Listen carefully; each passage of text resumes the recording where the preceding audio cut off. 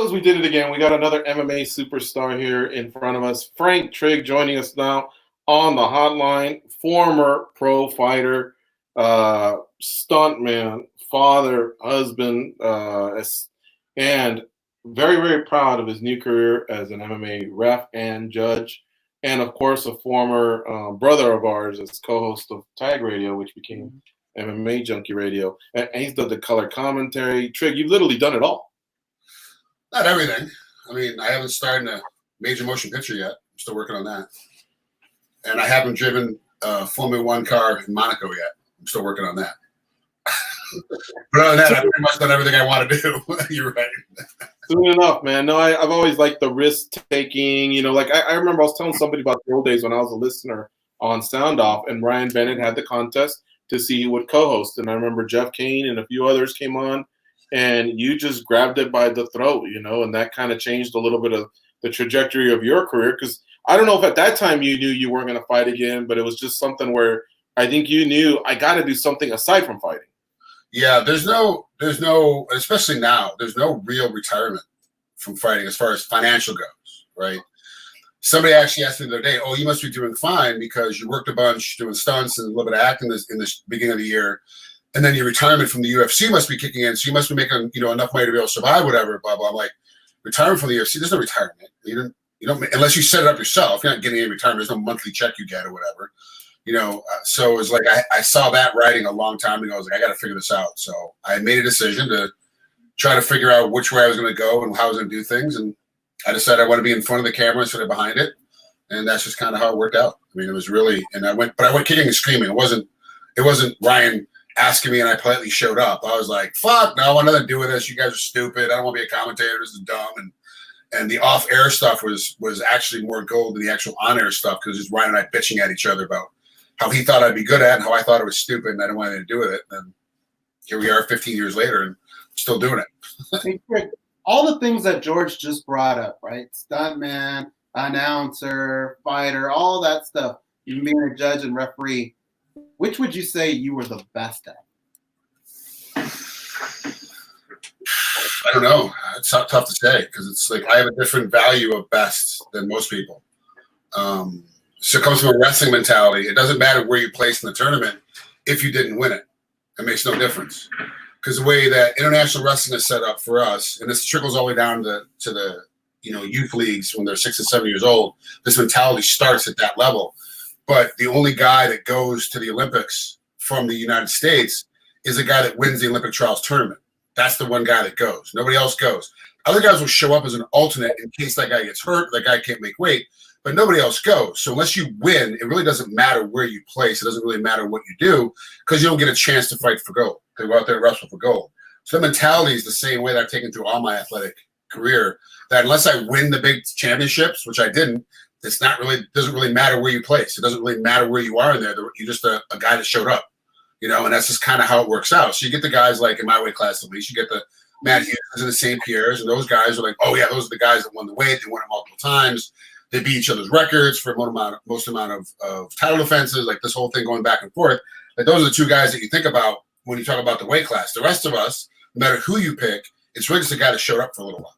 I mean, even Matt Serra, who beat GSP, who won the title for a short time, then in the rematch obviously gets beaten and goes on. Matt Serra is still a great fighter, but you never think of him as like, oh, he's the guy that beat GSP. You don't think of him as a former champ, right? You always think of him as the guy that won and beat GSP. So that mentality is how I look at my athletic career. So I was never a guy that was very good at it. My wrestling career, the same thing. I was never very good at it. So I just showed up. I was just always there. So you asked me, like, what is the thing I was the best at? I have no idea, man, because I'm not. Roughing is brand new. Judging is brand new. I've only been doing it for 6 years now.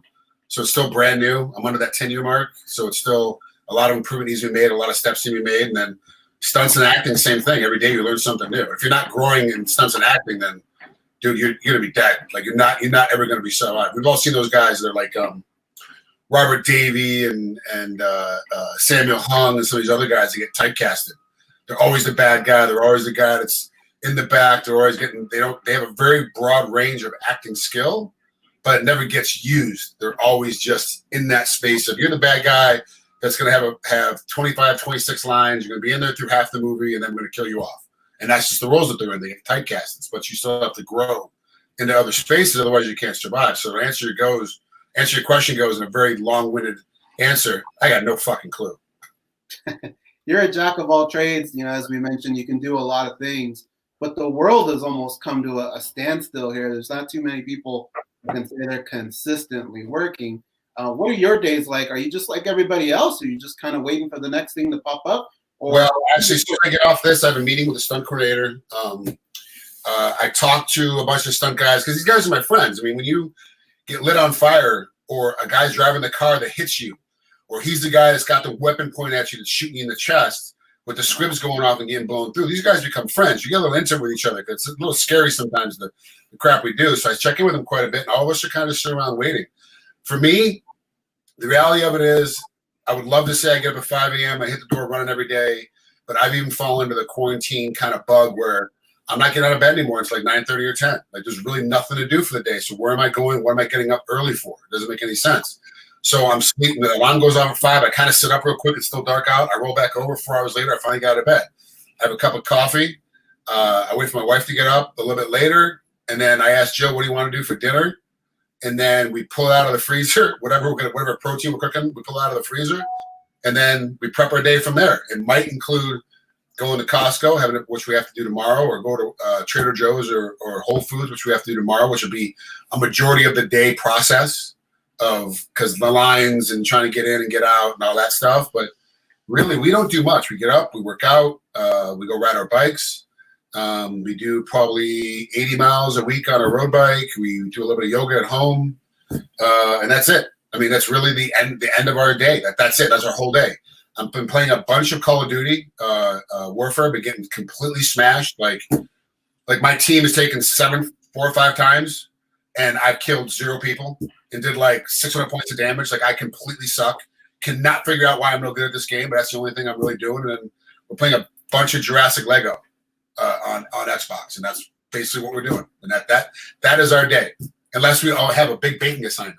Because my brother's in town with my niece and nephew, and I'm like, oh, let's make some banana bread today. And that'll be a whole day thing of us just making loaves of banana bread because we got nothing else going on. Like, we're pretty much the same as everybody else, maybe a little bit different because of where we live. We look at boats all the time, and there's always somebody that needs a little bit of help on one of their boats or might want to go out for a little bit. But the reality of it is that none of us are doing anything unless you're going to work. And there's very few of us that are going to work unless you're a delivery guy or a first responder. How close did you almost come to work last week? And here's what I'm talking about. The UFC was rumored to go to Tachi Palace, but it looked like they weren't going to use actual CSAC judges and refs. So I know that sometimes when the UFC goes to those types of territories, like the UK, for example, they'll still bring a lot of those licensed referees and judges, and then they'll oversee the event yourself. How closely were you monitoring it? Would you have taken part in it? And did you even get anything from CSAC saying, hey, we advise you not to take a part of it had it come to fruition? That fight was never going to happen, so I was never close to coming to being a part of it. 2 reasons. One, because it was never going to happen. That fight was just not going to happen. Just not at Tai Chi Palace. Could have picked any other sovereign territory in the entire country. Probably would have been able to pull it off outside of California. But in California, all sovereign territories are pretty much controlled by CSAC. So for you to come in and go, hey, we'll throw this event, it becomes a bill battling back and forth of California Athletic Commission versus the UFC's commission, which is Mark Ratner. And Ratner's really close friends with Andy Foster. So it becomes a whole deal. And so that fight pretty much in my mind was never going to happen. Plus, it's unsafe. Like it's just not safe for everybody coming in to be in that kind of situation, especially with this COVID. The other reason why it wasn't ever close, UFC is never going to call me. They're just not going to call me. I'm just not that guy. Like they're not calling me. They're calling Herb Dean. They're calling Dan Mergliotta. They're calling Jason Herzog. They're calling those guys. They're calling Sal D'Amato. They're calling Derek Cleary. They're calling Mike Bell. They're not calling me. I'm not coming in as a ref or a judge. They're not calling me. So when you're at the UFC, and rightfully so, by just so you understand, that's the right decision. They should not call me, right? If you have to make a choice between Mike Beltran, Jason Herzog, Herb Dean, Frank Trigg, and Josh Rosenthal, okay, you get to take 3. The last 2 are not getting phone calls. Josh was out for a very long time because it was years in prison, so he's just now getting back on the horse again. I don't have enough time in to be called up. These other guys, not only do they have enough time in, 14, 15, 16 years of reffing, but they've also been proven time and time again at the top level, at the best level, at the hardest matches. Yes, everybody makes a mistake. Everybody screws up something. No one is perfect, especially as a judge or a referee. You're never going to be perfect. But if you look at Beltran, Herzog, and Herdine, time and time again, they have shown at the highest level, at the hardest matches, they can put it together. They know how the protocol works. They know how to make everything work. They make it happen every single time. Do you want a guy in Trigg or Rosenthal that you think might be able to make it happen? Or do you want it to happen to 3 guys that you know are going to make it happen? So I was never going to get that phone call. I was never going to happen for me. The only time I get called up, I get a UFC is when they're in California and Andy Foster puts me on the card as the California local. That's how I get to the UFC. And that's how everybody gets on to the UFC in any jurisdiction until you get to a particular level where they come to you. Mark Ratner will approach you about traveling with them. I'm not going to get that approach at least for another 4 or 5 years. I got to be honest with you. I don't even think Mark will be there anymore at the point when I finally get the phone call up to start traveling with the UFC. I think he'll actually be fully retired at that point because it's going to be a while. It's not 6 or 7 months. It's going to be like 4 or 5 years. Well, one of the reasons you gave us for it not happening was it's just not safe. And I agree. I'm one of those people that thought the same thing. My question to you is, how do we make it safe? Is it possible during this time or impossible? It's impossible. It's impossible. Look at they're talking about, what the hell is that term now? Where they're looking at your cell phones and they're determining who you came in close proximity to and then expanding the circle and seeing where everything goes. There's a certain term now they're putting out in the news, which they've been doing for years, by the way, guys. Don't think that all of a sudden now it's a new thing. They're checking their phones. They've been doing it for a long time. It's one of the things that the DEA does when they get a subpoena and a warrant to tap your phone. They start looking at everybody you talk to and your messages and what's happening and how things are going. I mean, that's basically what TikTok is doing on your phone if you use the TikTok app, is looking at everything that you do and everything you interact with and everybody you talk to and how you text and your codes and all this stuff, and they send it back to China, and then they let everybody in China know, hey, this is what they're doing or who you're talking to. And so all of a sudden now you start getting all these ads, for your Rainbow Bright and your Care Bears and all that stuff. When someone starts popping up, you're like, what? No one knows about this stuff. I mean, talk about it. So it's not coming from Siri. It's not coming from Alexa. Like, they don't even hear me talk about it. What is this? Well, it's because these other apps are looking at it. So they're searching and looking at that circle. So to make a fight safe, one camera guy, let's just say one camera guy. I'm not saying this is what happened. I'm just saying hypothetical. This is the situation. One camera guy comes in contact 3 feet away. He's trying to practice social distancing, but he's 3 feet away. Right? It's just what happened. He's walking to the grocery store. That person has COVID, right? The person that has the COVID doesn't realize they have COVID. The camera guy doesn't think they have COVID because they're not coughing. They have a mask on. They're walking through. They touch with no gloves on. I think it catch up. They look at it, put it back. They don't want to take it. They start at something else. That camera guy then picks up that COVID infected bottle of ketchup, puts it in his bag, takes off, buys it, goes home. Now he's got COVID in his house. But fight's on Friday. This is Tuesday. So he's not showing any signs. Nothing's happening. He then goes and he's a camera guy. So he's not in touch with everybody, but he's at cage side. Half the fights are by him. He's got COVID, but he doesn't realize it. He doesn't know. She doesn't know. They don't know they have it. Got a little cough, starts popping up. It's been 4 days, it's been 5 days. Cough could have started by now. Coughing a little bit. All of a sudden he's spreading COVID as the fighters are fighting below because they got to get the good shot. Now all of a sudden it's spread. Now all of a sudden that whole group is now expanding. There's no way to make something like this safe until we understand what we're dealing with. How can we counter it? Is there going to be a vaccine for this thing? And there's no way to make these things safe until we figure this out. It's the same thing with polio. There's the same thing with leprosy. Until you figure out what it actually is, how it actually progresses, what does actually happen with it, there's no way to make a sporting event safe. I do believe there's going to be a section, and I'm actually one of these guys that's going down tomorrow. I think I already had it, to be quite honest with you. I was in China in November. I was extremely sick in December, like to the point of we were literally thinking about calling an ambulance at one point. It got so bad, I flew into Hawaii to cover Bellator January, what was that? The fights were the 19th and 20th, I believe, or 20th and 21st. I flew in the week before. I had to go get an IV injection and medication directly put in my system 3 days in a row from my doctor in Hawaii. I couldn't function. There was no way. And the first day I walk in, I'll go to ask Alan Tawaguchi, who's the executive officer of Hawaii, what am I doing tonight? He's like, oh, you're judging. Thank God. Thank you. That's perfect. He's like, well, I thought you hate judging. Absolutely do not like judging. Don't like doing it. And this is the thing we'll get to in a second. I don't like judging. but I could not ref that night. I was going to have to sit down. I could not ref. I had no energy. I couldn't be in there. I couldn't do it. The next day, I felt much better. I was able to ref. So I'm going tomorrow to find out if I have the antibody. If I've got the antibody, which means I've already had it, I'm immune. I'm not immune, but I'm immune. I'm more immune than everybody else. So I'm not going to bring it back around. Somebody has it. I can be in there a little bit more allowed. And that's what's going to happen in our economy. I really believe that's just me talking. This isn't any research. This isn't something I heard. It's me talking. I really believe it's going to get to a point where everyone's going to have to get tested. And those who have already had it will be able to go back to work first. All your NBA, all your basketball, or all your Major League Baseball, your football coming up in September, all these players, all these coaches, all the staff are all going to get tested. If they've had it before, they can go back to work. When these games start getting played, it's going to be in front of 5, 6 people, 1,000 people, 2,000 people at first until everybody can get cleared to get back into public again. That's how it's going to kind of work until we can figure, unless we have some mind-blowing thing the next couple of days, what's going to figure this out. This disease, this virus right now is impossible to be completely safe because we don't have all the knowledge yet that we need to around these things. And I'm not a scientist. I'm not a doctor. I have no medical background, nor do I choose to want to.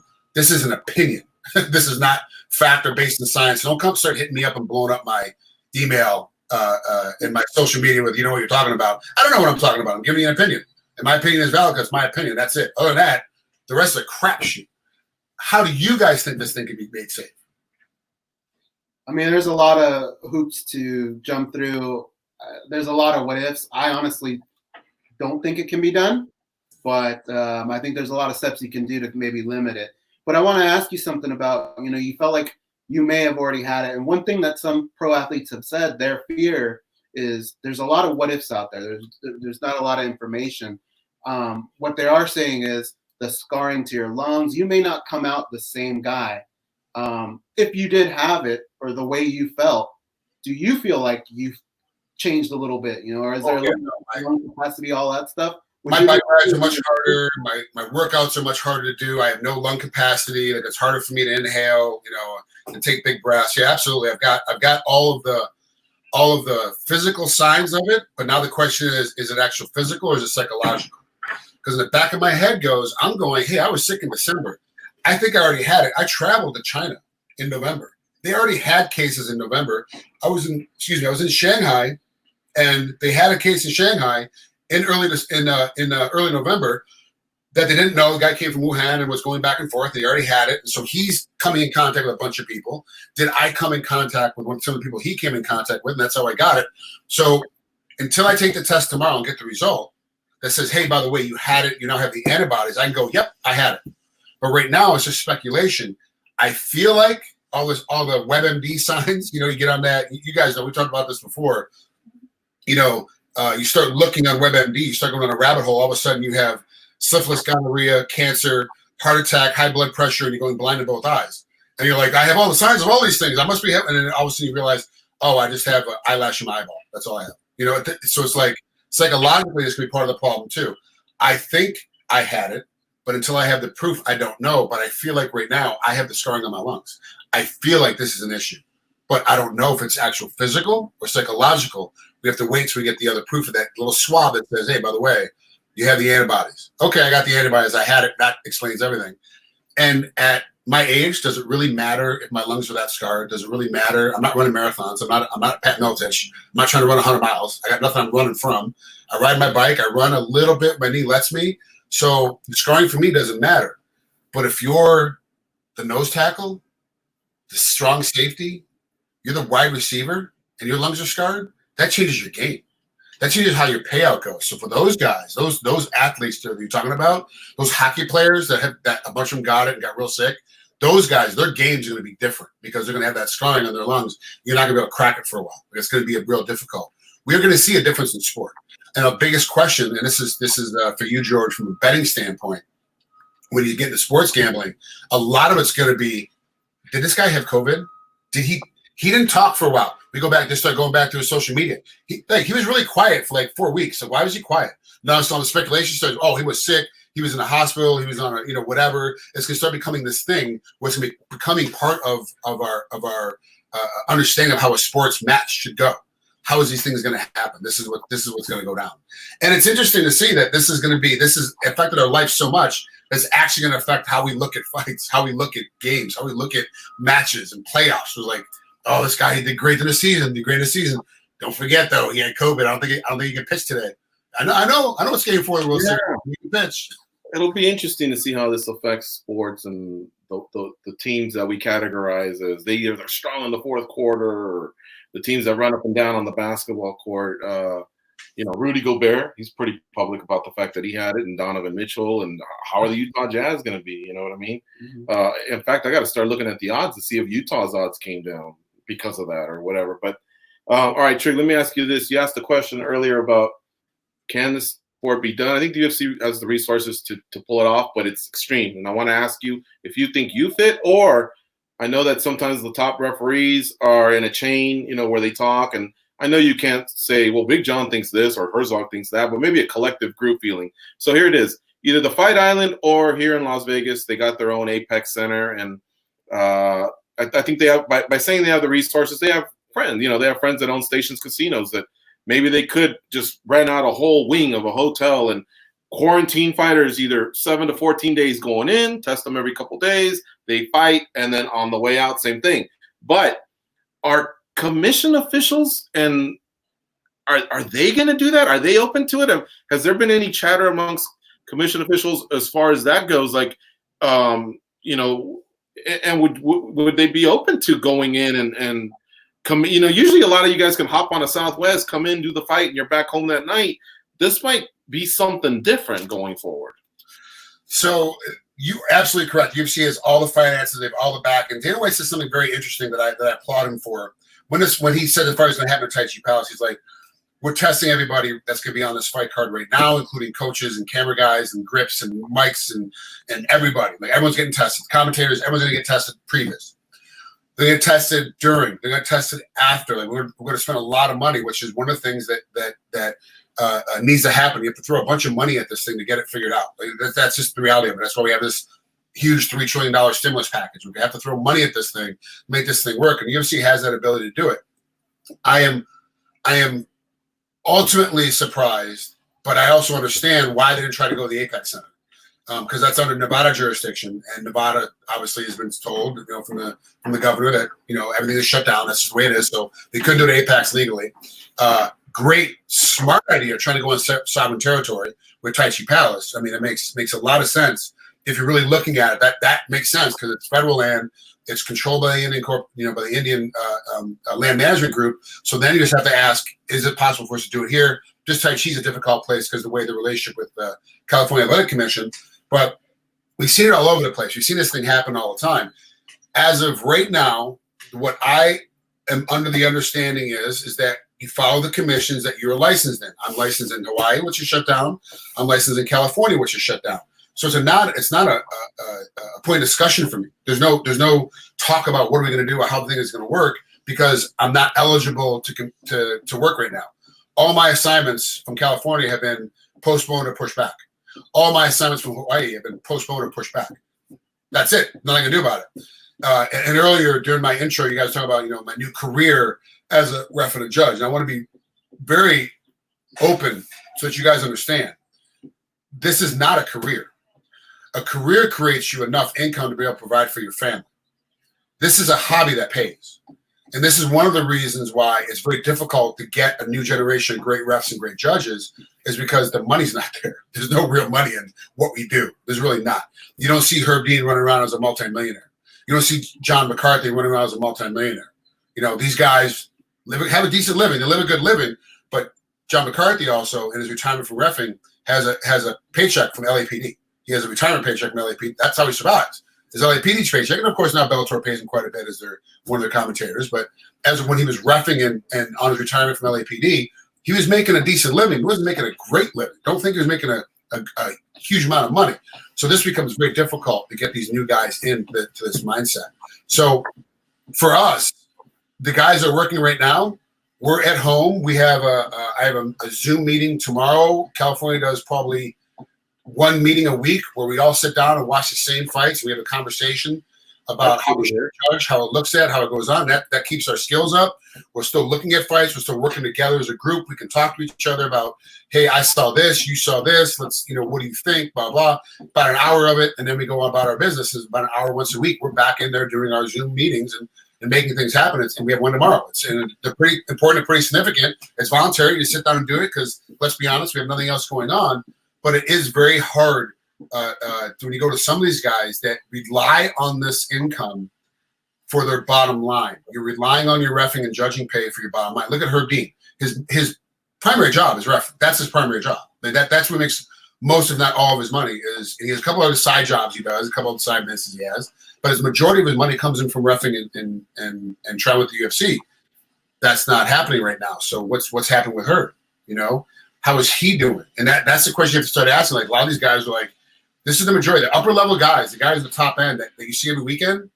All of a sudden, it makes a little switch where it becomes a majority of their paycheck, all of a sudden, of their total monthly living, no longer is around. So for me, it's a non-question. I can't ref or judge, so I'm not reffing or judging. There's nothing going on right now in these commissions. If I got a phone call from, say, a UFC, it was like, hey, we have a fight island in the Bahamas. We clear this thing out. We're flying you in. Here's the pay scale. Here's we're providing you, room, board, transportation, blah, blah. Then I have to have a question with Jill. Am I going to fly down in the middle of this COVID? What are we going to do? How's this going to work? What's going to happen? And it changes. That conversation changes drastically if tomorrow I find out I got the antibody. Because now it's a different conversation. If I've already had COVID and I've got the antibody in my system, it's a wide open ball game now. But if I haven't had it and I haven't been sick and all this other stuff is just my normal seasonal allergies, now it's like, okay, is it really worth going down to Bahamas, for example? I'm not saying this with a fight island. It's just picking the thing out of the top of my head. We're going down to the Bahamas for this fight island, and you haven't had it before. Is it worth it for the $1,200 they're going to pay you? Is it worth it for the $1,500 I'm going to get paid to go down and take a risk of getting this COVID, which at my age, with everything I have on, if you look at all the symptoms, everything goes on, it could be. I'm at the bottom end of the detrimental. Everybody over 45 has to start looking at it. This thing could be really bad for you. So now it's a different conversation. Like, oh, I haven't had it. Is it worth going down? But I've already had it. Oh, it's wide open. Like, it's a different ballgame. Like, I'm out every day. I'll be out hanging out, riding my bike more. I'll be out more because I've already got it. I can't get the same strain again. I'll be fine. In theory. This is all in theory. This could be a reach around tomorrow where they're like, no, we find out people with the antibodies actually get a different strain. We definitely got a lot more questions, but I want to do a part 2 because why don't we wait for you to get this test and perhaps in a few days or in a week we can reconvene because we got more questions. I'm glad you brought up that Zoom meeting and things like that. That's exactly where I was headed, but we'll end it there. Yeah. And Trigg, real quick, the other day we did our 13-year anniversary. Man, it wouldn't have been possible with someone like you taking a chance on us. So thank you so much for your. Hey, thanks for putting together.